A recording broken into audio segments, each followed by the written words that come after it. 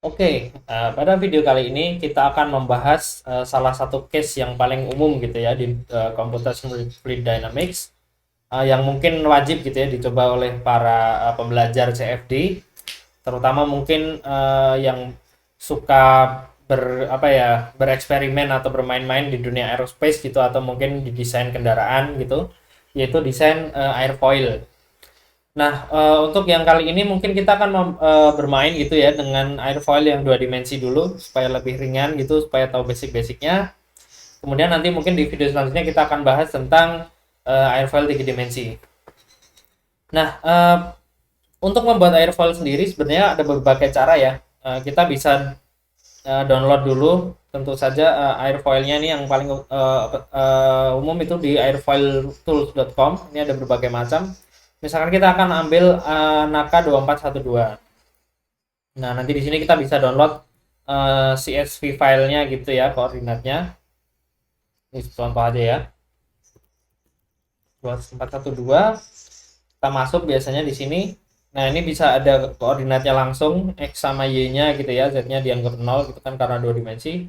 Atau nanti kita bisa edit sendiri di sini nih, send to airfoil plotter ini kita bisa edit chord dan lain-lain gitu. Nah, untuk video cara membuat airfoil di desain modeler mungkin akan saya praktekkan di lain video ya. Di sini kebetulan saya airfoilnya mendesain dari software CAD lain gitu ya, software CAD lain berdasarkan koordinat ini ya. Ini kita bisa download CSV-nya. Terus kita bisa plot ini koordinat x-nya ini sesuai dengan software kita masing-masing ya. Nah, setelah itu kita bisa ekspor dalam IGES gitu atau step, kemudian kita bisa import ke ANSYS. Nah, dalam kasus ini geometri saya kebetulan masih 3D ya. Nanti saya liatin. Kemudian kita akan coba convert menjadi dua dimensi gitu. Ya, sekalian demonstrasi. Nah, solver yang akan kita digunakan adalah Fluent. Ini adalah salah satu produk flagshipnya gitu atau produk utamanya ANSYS gitu ya, Fluent. Di sini sudah tersedia geometri, matching, setup, solution, dan result gitu ya. Nah, pertama kita harus import dulu geometrinya. Kebetulan saya udah ada gitu ya, K2412. Ini abaikan aja namanya, ini folder saya aja.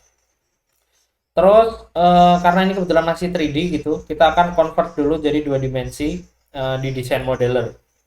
Sebenarnya bisa juga di space plane, cuman desain modeler tuh dia lebih klasik gitu ya, lebih mudah kalau cuman untuk tas-tas yang sederhana seperti ini ya. Nah, geometri saya masih 3D, ini mungkin yang akan kita gunakan nanti di tutorial yang 3D ya. Ini kotaknya kecil banget ya kalau dibandingkan ini nggak apa-apa lah, cuman buat apa namanya demonstrasi saja ya. Jadi jangan protes kalau kenapa kecil banget gitu ya, ini buat demonstrasi aja. Terus kemudian kita buat dua dimensi. Caranya adalah menggunakan ini thin atau surface. Kita klik di sini ya, yang akan kita buat dua dimensinya. Terus kita buat ketebalannya 0 gitu karena dua dimensi. Oke, cukup mudah ya. Kita langsung close aja. Perlu berlama-lama. Kemudian kita akan masuk ke mesh. Nah, kita di tutorial ini akan menggunakan mesh yang default gitu dari ANSYS. Kemudian kita akan coba gunakan juga apa namanya inflation gitu ya. Mungkin di yang 3D nanti kita akan coba praktekkan juga untuk yang menggunakan body sizing gitu ya. Sorry, lokal lokal sizing gitu. Oke.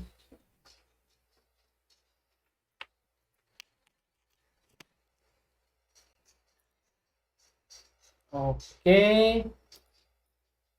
Kemudian kita generate dulu aja ya, sesuai defaultnya seperti apa kita lihat. Nah, defaultnya seperti ini ya, masih cukup kasar ya. Sekarang kita coba kecilkan. Ini kita bisa pakai body sizing gitu atau bisa juga pakai sizing langsung di sini ya. Cuman mungkin lebih aman gitu, lebih mudah diatur kalau kita pakai body sizing atau full sizing gitulah. Kita bisa gunakan mesh, terus kemudian ada sizing ya. Di sini geometrinya kita pilih semuanya gitu kan. Body sini atau face itu sama aja karena dua dimensi ya. Ukurannya misalkan ini kan tadi panjangnya 3000 mm, berarti ya ambil aja berapa ya, 300 gitu atau 100 lah, ini kira-kira aja. Nanti bisa menyesuaikan dengan preferensi masing-masing ya, mungkin ada yang punya jurnalnya atau apa, bisa sesuaikan. Nah oke lah, karena di student ini juga kita dibatasi jumlah mesh, makanya kita jangan terlalu padat juga ya. Nah terus kemudian kita pengen buat inflation di sini nih, kita filenya. Pertama kita kasih nama dulu aja ya.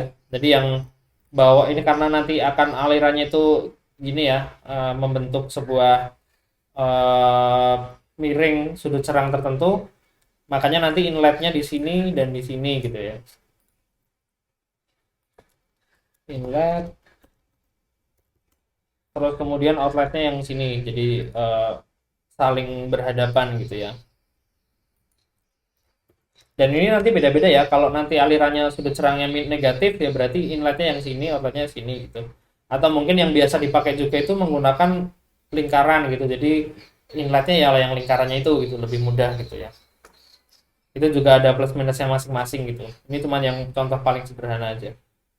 Nah terus kemudian select all gitu untuk milih airfoilnya supaya nggak ada hilang. Ini kita kontrol, hold control, terus kita klik supaya hilang. Terus kita kasih nama airfoil gitu misalkan. Oke. Nah kita balik lagi ke meshing ya. Kita akan coba buat inflation. Ini ada inflation. Geometrinya kita bisa gunakan name selection. Sorry, untuk geometri ini adalah si geometri utamanya gitu ya, geometri utamanya yaitu si body seluruhnya ini. Terus boundary scopingnya baru yang kita gunakan name selection di airfoil gitu.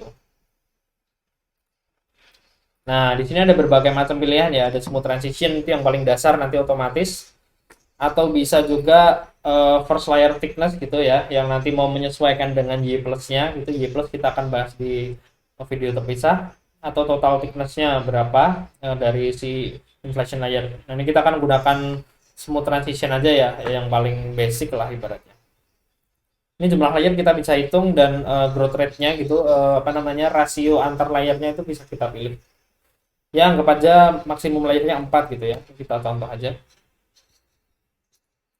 Kita coba generate, semoga tidak error karena inflation ini cukup sensitif ya. Nah ini kira-kira seperti ini ya, ya cukup kasar tapi oke lah. Mungkin kita lebih detailkan lagi yang airfoilnya ya, supaya sedikit lebih terbentuk gitu ya. Untuk student ini karena terbatas sih memang jumlah elemennya, jadi kita nggak boleh terlalu banyak. Ini final oke, masih berani lah. Oke, kita gunakan sizing lagi. Kita gunakan airfoil ya. Tadi kan kebetulan yang body sizing kan 100 ya. Ini kita ambil aja setengahnya gitu misalkan. Kita update. Semoga tidak terlalu berat ya.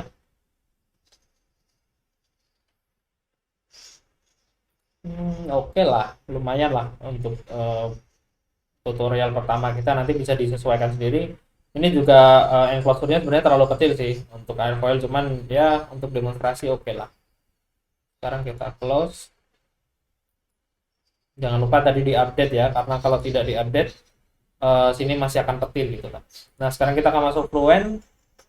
Saya akan menggunakan satu prosesor aja karena student gitu ya, dan kasusnya juga cuman enteng, jadi nggak perlu terlalu banyak menggunakan core. Oke, ini di allow aja ya, mungkin yang baru pertama kali install.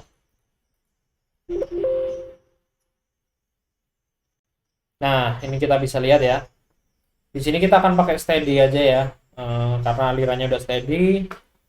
Terus modelnya K Omega SST. Ini nanti kita akan bahas di teori turbulensi K Omega SST. Maksudnya teori turbulensi satu-satu gitu kita akan bahas. Kenapa dipakai ini. Ini sebenarnya yang paling konservatif lah, kalau kita belum paham apa-apa mending pakai Omega SST, ini mungkin yang pilihan paling konservatif lah. Materialnya kita gunakan udara aja ya, nggak perlu ada yang diubah nanti, kecuali mungkin ada yang pengen ngubah density-nya atau mungkin viscosity-nya, mungkin karena ketinggiannya tertentu gitu ya. Oh ya, ini di general nih kita juga pilih pressure base ya, karena ini alirannya masih di bawah 0,3 mah. Nah, nanti kalau udah aliran-aliran yang subsonik gitu, misalkan 0,8 mah atau mungkin lebih dari 1 mah, itu nanti harus pakai yang density base gitu. Sebenarnya nggak harus sih, cuman disarankan gunakan yang density base supaya perhitungannya itu lebih stabil. Kita akan bahas di supersonic airfoil mungkin di video yang berbeda ya. Terus kemudian cell zone condition ini cuma untuk mengatur material tadi, jadi kita nggak perlu ubah. Nah, terus kemudian boundary condition, di sini inlet akan otomatis menjadi velocity inlet gitu ya. Inlet di sini akan otomatis jadi velocity inlet. Nah, ini karena ada sudut serangnya tertentu, kita harus gunakan yang komponen atau magnitude and direction gitu. Nah, ini biasanya selera sih, preferensi masing-masing. Misalkan saya menggunakan magnitude and direction, kecepatan udaranya misalkan ya ambil aja 100 gitulah, kira-kira aja ya. Terus, nah ini nih koordinatnya, ini kita bisa gunakan eh, sin sin sama cos gitu ya. Jadi kalau yang eh, kita coba gambarkan aja ya biar terbayang. Jadi ini kan airfoil gitu ya. Ini sudut serang, misalkan alfa gitu ya. Nah, jadi nanti Vx-nya itu sorry. Nah, airfoilnya itu seperti ini, ke arah X sama Y tadi kan ya. Ini Y, oke, ini X, semoga nggak kebalik ya. Terus ini kan kecepatannya gitu ya. Ini membentuk sudut serang tertentu gitu kan. Nah, berarti kan kita bisa terminkan gitu ya, ke arah X itu Vx gitu kan, ke arah Y itu Vy gitu. Nah, di sini kita bisa um, hitung gitu kan. Berarti kan Vx kan sama dengan V cos alpha, sedangkan Vy itu V sin alpha gitu ya. Semoga masih ingat ya tentang trigonometri. Ya, ini misalkan kita ambil aja sudut sekitar 10 derajat gitu kan. 10 derajat sebelum stall gitu kan. Nah, ini kita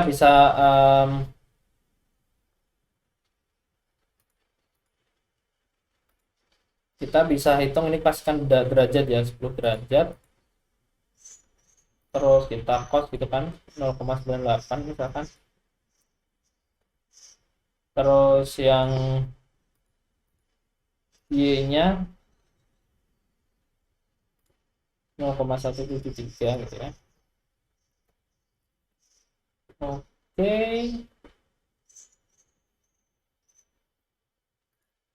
Ini saya agak ragu gitu dengan koordinatnya, kita cek dulu.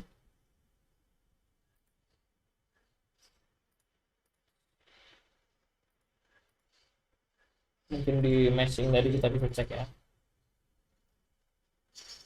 Daripada sudah terlalu jauh dan kita running gitu salah ya.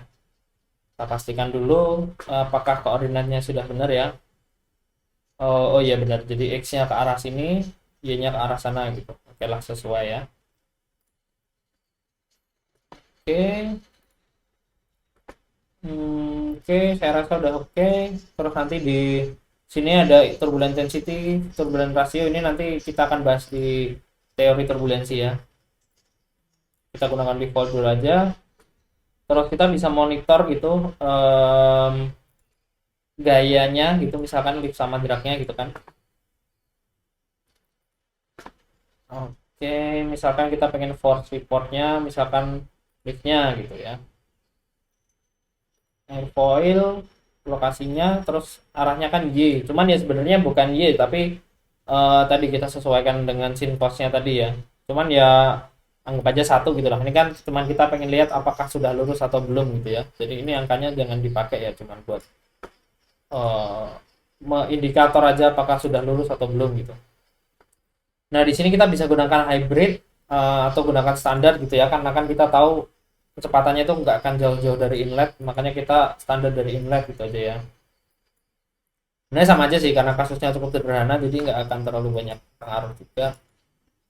Oke, kita running mungkin 200 lah supaya tidak terlalu lama gitu nunggunya. Nah, kita lihat CL-nya berubah-ubah gitu ya pas awal-awal.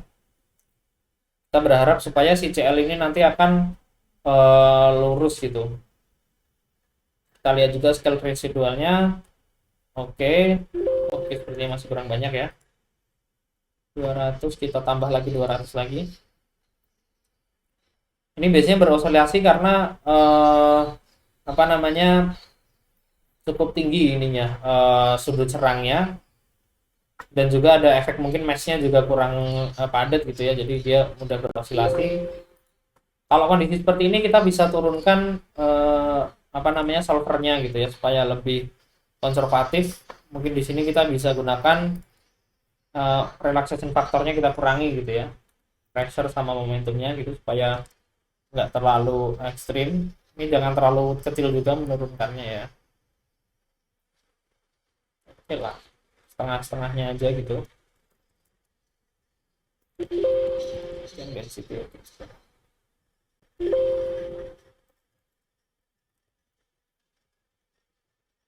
Itu bisa banyak penyebabnya ya. Nanti mungkin bisa karena mesh-nya tadi kurang rapi gitu kan, atau mungkin uh, settingan sudut serangnya kurang pas gitu kan. Oke, mungkin ini lebih stabil ya.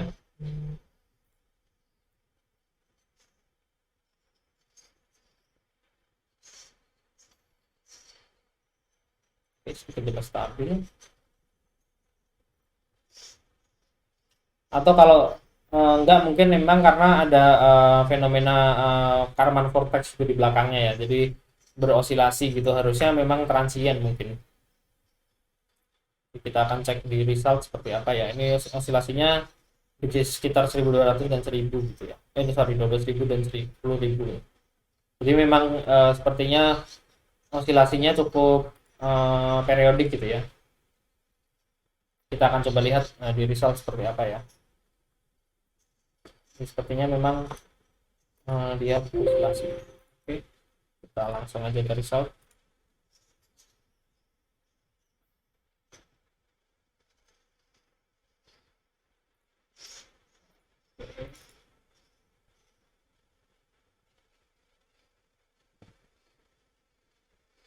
Nah, kita coba cek, ini bisa kita plot langsung di simetrinya, atau mungkin ini kan ada simetri ya, atau mungkin nanti bisa kita buat plane baru gitu ya. Coba kita buat dulu di simetrinya. Oke. Nah, ini cukup bagus hasilnya ya. Oke, terus kita coba lihat juga pressure-nya gitu kan. Seperti ini. Cuma nanti karena tadi masih osilasi, mungkin kita bisa ubah mungkin di mesh-nya gitu kan lebih padat lagi, atau mungkin di settingan-settingan yang lainnya, atau mungkin karena memang dia transient ya, karena 10 derajat makanya dia udah ada muncul interaksi vortex itu, interaksi wake-nya. Ini kan jadi mesh kita masih cukup kasar juga ya.